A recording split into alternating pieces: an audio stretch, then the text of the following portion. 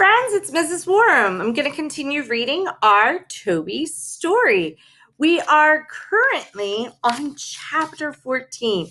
We're getting so close to the end of the story to find out about Toby and where will he go, what's going on for him. So let's jump right into the story.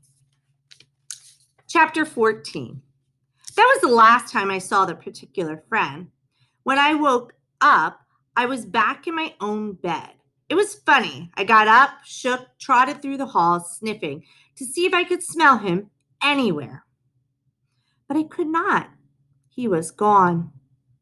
It was confusing, but there were still a lot of people to greet me and pet me and call me a good boy as I wandered around my home. This didn't mean, though, that everything was normal because I still slept out in the yard. The next day, Tyler came to get me in the morning for another run.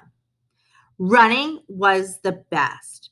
Today, there was a squirrel to chase up a tree and 2 trash cans to sniff and several friends to greet. Cute dog, they'd say. Can I pet him? Can my kids say hi? We'd stop so I could sniff new hands and lick new faces, and then we were off again, moving fast with the wind in my nose and the freshness of new smells greeting me with every step. That day, we did something even more exciting than usual. After jogging along a paved street for a while, Tyler turned a corner and we were on a dirt road. Dirt! I loved running on dirt. It felt softer on my paws and it smelled so much better than that hard black surface that cars roll on. And then Tyler took off my leash. Fantastic. I raced ahead and came back to him and dashed off to investigate clumps of grass and chase the grasshoppers and grab sticks. This was the best run we had ever been on.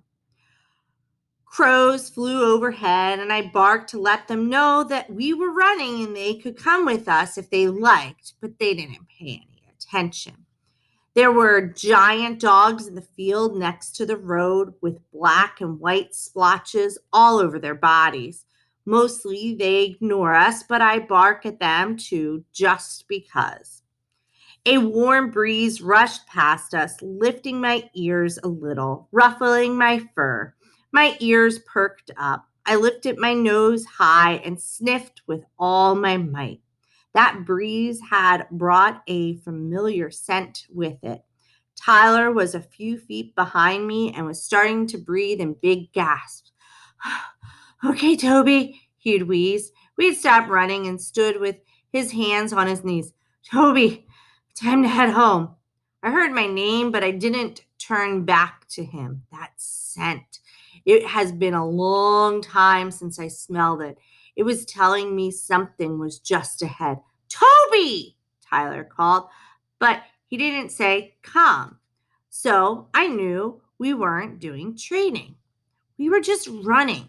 So I ran. Toby, no! Where are you going? Tyler yelled, but I was far ahead of him now.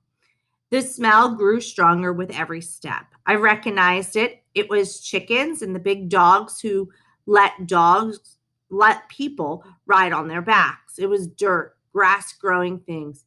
It was my first home, the ranch. And there I was. Tyler was far enough back on the road that he could not stop me from wiggling under the rail of the fence and running across a lawn. A man was pushing a noisy machine across the grass, but I didn't stop to greet him. The best scent of all was my nose. Sadie, my mother. There she was, laying in the sun beside the house with a braided rope in her mouth. Her head jerked up as I came tearing through the grass, and she jumped to her feet. I tumbled into her, my tail wagging so hard it nearly toppled me over. She sniffed me eagerly as I sniffed her. I was so happy I had to do something with my feelings. I leaped on the rope, grabbed it between my teeth, and shook it hard. Sadie was as happy as I was. I could tell because she snatched the rope too, and we had a great game of tug until she pulled too hard and I rolled over and over in the grass. "Well," said the man who had been pushing the machine, "where did you come from, huh?" He left the machine and was standing, watching us play. Now he held out a hand, and I trotted up to him, still wagging as hard as I could. I knew him. I knew his smell and his hands and the soft shirt he had on, with its scent of sweat and dirt and grass. "Walt! Wow! I think you're one of mine," Walt said, petting me. "Glad to be home, huh? Let me see your collar." He tugged gently at the metal tags that hung from my collar around my neck. "Toby? Really? You're Toby?" I licked him for saying my name and for being Walt and for being there while I was happy to see my mother again. She came and licked him too. Then someone else called my name. "Toby! Toby! I'm sorry, he got away from me. Toby!" Tyler climbed over the fence that I crawled under and jogged up to us, breathing hard. Wow, could you imagine the excitement that Toby is currently having after seeing his mom for the first time since he left? And of course, Walt. Oh, what an amazing experience. "This is your dog?" Walt asked him. "No, that's Toby," Tyler said, holding out his hand to me. When I trotted over to lick him too, to show that I was happy he joined the reunion, he snapped my leash onto my collar. That didn't seem quite fair. How was I supposed to play with my mother now? "He lives at the assistant living place," Tyler went on, "but I take him for a run sometimes." "The assistant living place? That's 6 miles down the road," Walt said. "You ran all that way with Toby?" Tyler nodded. Walt shook his head. "I could hardly believe it. Once that little guy wouldn't run to save his life." Tyler looked puzzled, and Walt chuckled. "Yeah, I guess you don't know it, but he was born here. That's Sadie, his mother. No wonder he came tearing in here like a rocket." "No kidding." Tyler grinned and patted my mother, who greeted him happily and then came back to sniff me some more. "Toby, that's why you took off like that. I was worried I was going to lose you." "Well, he's a fine-looking dog now," Walt said. "I would never have thought he'd grow up like that. And he's still at the assisted living place, working there?" Tyler nodded. "Good," Walt said. "He's got a purpose then. All dogs need a purpose. They need a job to do. And he ran 6 miles." He looked impressed. "You two want to ride back? I could take you in my truck." Tyler shook his head. "No, thanks. We'll get back. I just have to stick with it. I'm not going to get any better. And I have to get back soon." Suddenly, he sounded sad. What a strange time to be sad.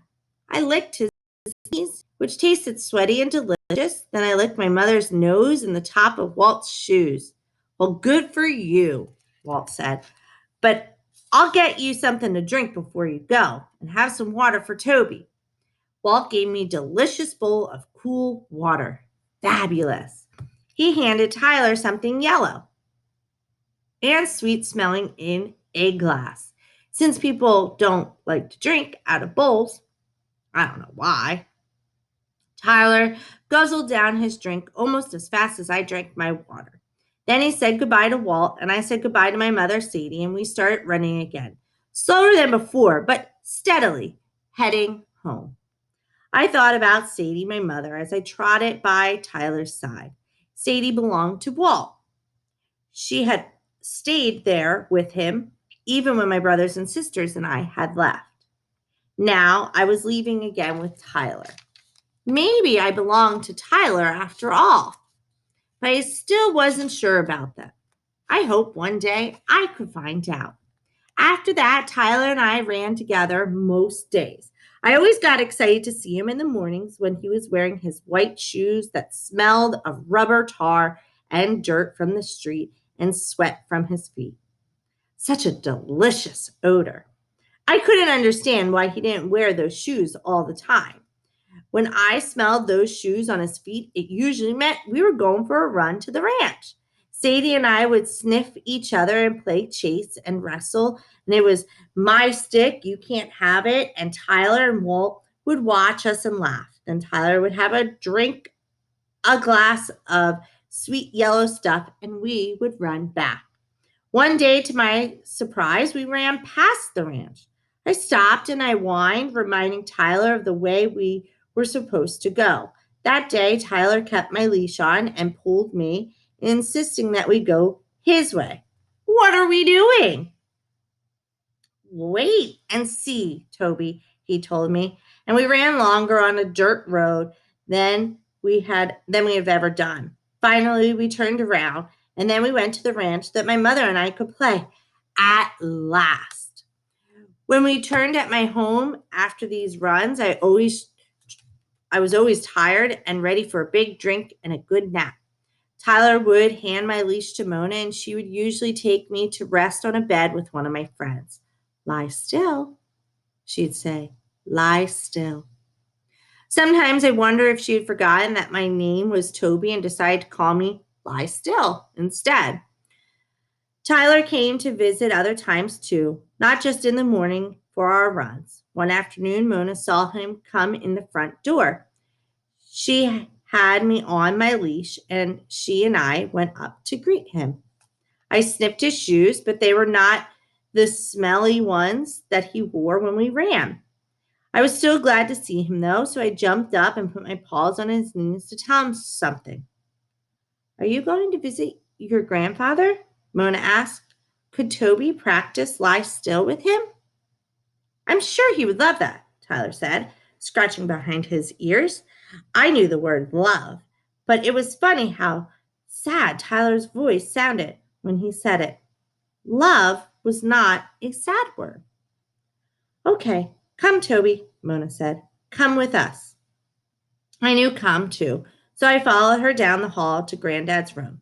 I was glad to see him. I leaped up on his bed, put my paws on his book he was reading so that I could lick his chin.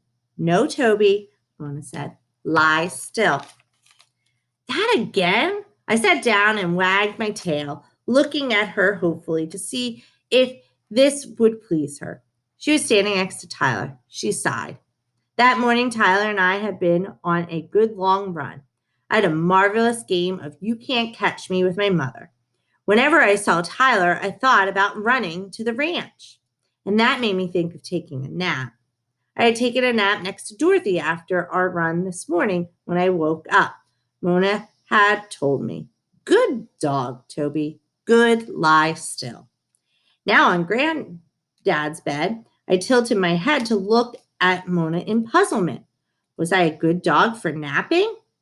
Napping did not seem like my other tricks. It was not sit, down, or shake. It was napping. But I was sleepy. Mona said I was a good dog when I napped. Other times I was not always a good dog. But every time I napped after a run, I was. Was that lie still? I wasn't very sleepy now, but it seemed to make Mona so happy when I would just lay there, lie still. Maybe even though I wasn't tired, I'd pretend to take a nap. Maybe that would make Mona happy.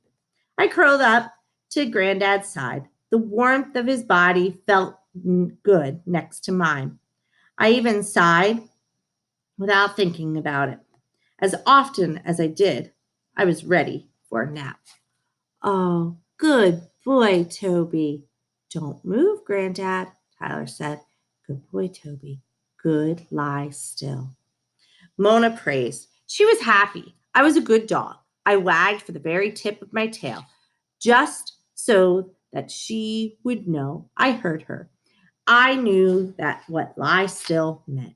Mona came to my bed and stroked her hand along my back, telling me over and over that I was a good boy, that I was doing a good lie still. Tyler came and petted me too, which was very nice. 2 hands rubbing my back made me wiggle with delight. But then I remembered that lie still meant pretend napping, and I forced myself to be quiet again. Mona, you did it. He's got it. Tyler was grinning.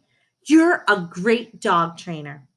He picked up my hand from my back. I reached to put it on my head again, but Mona's hand was already there. Tyler left his hand on Mona's. They both stopped petting me until I picked up my head and looked at them with a bit of reproach in my eyes. Wasn't I doing a good lie still? Wasn't this what they both wanted? Why had they stopped telling me what a good dog I was? They remembered then and petted me some more. Sometimes people just need reminding. All right, Hollywood stars. This is the conclusion of chapter 14. Next up is chapter 15. I hope you are enjoying this story as much as I am. I know that I'm always constantly wondering what is going to happen with Toby. Is he going to stay? Is he going to learn? So I've really enjoyed, and I really enjoyed the adjectives that they're using to describe things. So what does Toby finally understand about lie still in chapter 14? Is it napping for him? All right. Have a great one, friends. Until next time, enjoy.